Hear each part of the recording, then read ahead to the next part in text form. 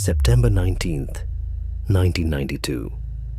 Two runners are training for an orienteering race in a pine forest 90 minutes south of Sydney. They stop for a break and notice a smell. Under a rock overhang covered with branches, they find a body. The next day, police find a second, 30 meters away. Both are young women. Both are British. Both have been missing for 5 months. What nobody knows yet is that this forest is hiding 5 more. Belanglo State Forest. Nearly 4,000 hectares of pine plantation just off the Hume Highway, the main road between Sydney and Melbourne. Dense, quiet, almost empty. Logging tracks run for kilometers without a house in sight. For a killer, it was close to perfect. An hour and a half from a city of 4 million and invisible from the road. In the early 90s, Australia was on every young traveler's list. They came on working holiday visas, stayed in hostels around Sydney's King's Cross, and got around the cheapest way there was. Thumbs out on the highway. Hitchhiking wasn't reckless. It was normal. It was how you saw the country. On the 18th of April, 1992, Caroline Clark, 21, and Joanne Walters, 22, left King's Cross heading south. They never checked in anywhere again. A year later, October 1993, a local man named Bruce Pryor is driving through Belanglo collecting firewood. He finds a bone. Police go back into the forest. This time, they don't stop searching. Within weeks, they recover 5 more bodies. James Gibson and Deborah Everest, both 19, from Victoria.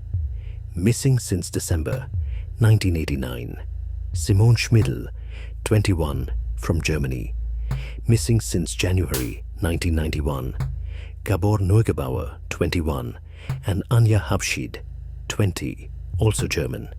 Missing since Boxing Day 1991. 7 victims, 4 years, 1 forest.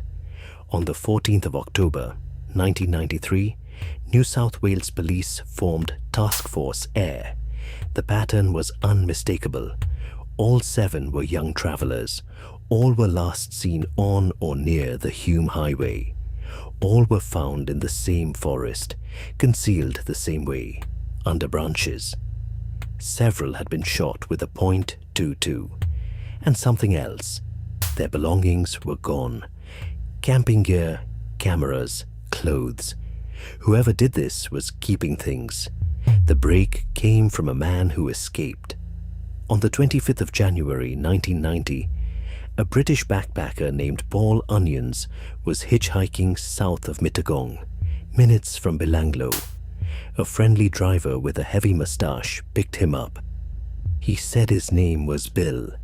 Past the turn-off, Bill pulled over, produced a gun and a rope, and Onions ran. He was shot at as he fled, flagged down a passing car, and reported it to police the same day. Then nothing happened. For 4 years, his report sat in a file. In November 1993, after the bodies made international news, Onions called the task force from England. On the 5th of May 1994, Paul Onions picked a face out of a photo board. Ivan Milat, a road worker who had spent years maintaining the Hume Highway.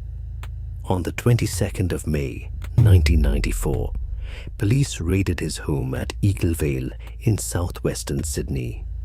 Inside the walls, under the floor, and in the houses of relatives, they found weapons, parts of a Ruger 10-22, an Anschutz .22 rifle, a Browning pistol, a Bowie knife, and they found the belongings, sleeping bags, cooking gear, cameras, clothing, items that had belonged to the victims.